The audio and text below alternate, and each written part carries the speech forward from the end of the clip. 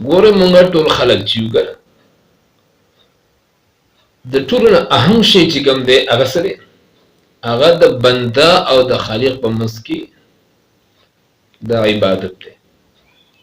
خو مونږ دغه عبادت پرې ښودی دی دنیا دپاره چې کوم دی مونږ سیسټم شروع کړی.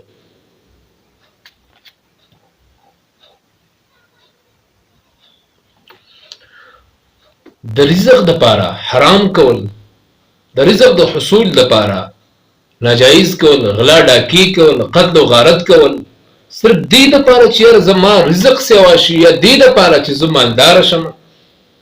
وما من دابة في الأرض إلا على الله رزقها وما من دابة في الأرض إلا على الله رزقها. الله وی یو زنده سر داسې نشته چې زه بغیر د روزۍ او بغیر د رزق نه پرېږدم. خنزیر له ورکوم، خر له ورکوم، هر ځناور له ورکوم. اے مسلمانانو تعالی به خدای څنګه رزق نه درکوي وایي؟ خو خبره د بروسي اعتماد او د یقین ده. نو د دې رزق د حصول لپاره مونږ څه کوو؟ مونږ د الله حکمونه پرېښودي دي. الله حکمونه مونږ مکمل پرېښودي، بایکاټ کړي که نه. ګوره مونږ دیاړي کوو، هغه ضروري ګڼو. مونږ سهار وختي د کار نه د کار دپاره د کور نه د وخت تلل دا مونږ ضروري ګڼو که نه ګڼو؟ ټیک شو. د اولاد فیس مونږ ضروري ګڼو که نه ګڼو؟ د اولاد خوراک کپړه پیزار دا مونږ ضروري ګڼو که نه ګڼو؟ د الله مسلمانانو کم از کم په ځان باندې دومره رحم پکار دی.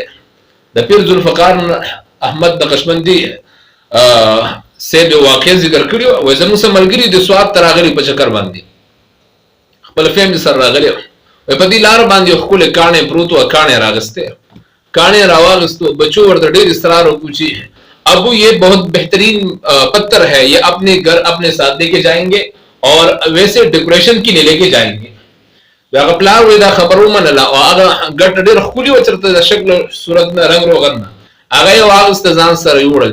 یو کاله پورې پیر ذوالفقار نقشبندي صاحب وایي یو کاله پورې دغه کاڼی چې کوم دی دا د دې سړي سره په دې المارۍ کې په دې شوکیس کې ډیکوریشن دپاره پروت و. وایي د یو کال نه وروسته د دې نه دا کاڼی راتاو شو او مات شو. وایي د یو کال نه وروستو په هغې کې دننه چې کوم دی څه یو چینجی و او هغه چینجی ژوندی و، هغه چینجی څه ولګه ژوندی و. اوس یاد وساتئ. ګوره الله وایي وجعلنا من الماء كل شيء حي. الله وایي د هر یو شي له ما د اوبو د وجې نه ژوند ورکړی دی. اوبو د وجې نه ما څه ورکړی؟ ژوند ورکړی. ګورئ اوبه دي، هوا ده، ټیک شو. او دغه شانتې نور چې کوم عناصر اربعه دي، عناصر اربعه دي، د دې نه بغیر یو زنده سر ته ژوند ملاوېدل مشکل دي. یو بند کاڼې کې، یو بند پتر کې دننه چې کوم دی رب العالمین یو چینجله دا فیسلټي او دا سیزونه ولا ورکوي او ورسوي. ماړه نو ما او تعالی به څنګه رزق نه راکوي؟ خدا یقین چې جوړ شي که نه، هر سړی د حرامو نه بچ شي، دا یقین د چا جوړ شي چې او رزق الله ورکوي. دې رزق دپاره حرام کول نه دي پکار. دې رزق دپاره چې کوم دي څه نه دي کول پکار؟ غلا ډاکه قتل غلطي منصوبي د چا خلاف پروپیګنډي دا کول نه دي پکار. دغه یو رزق د لاسه نن ته وګوره په دې عالم دنیا کې دا یو فساد خور شوی دی د رزق د حصول لپاره. نو الله وی وما من دابة في الارض الا على الله رزقها. الله وی هیڅ یو زنده سر نشته په دې دنیا کې چې هغه له زه روزي نه ورکوم او هغه له زه روزي نه رسوم، هغه له زه روزي نه ورکوم او روزي نه رسوم.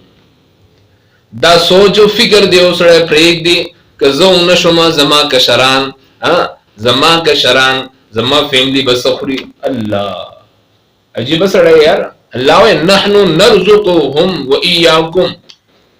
زه سړیا نو مسلمانانو ما خبره دې پوری کوله، دې پوری ما کوله. ګوره د رزق ذمواري الله اغستی ده.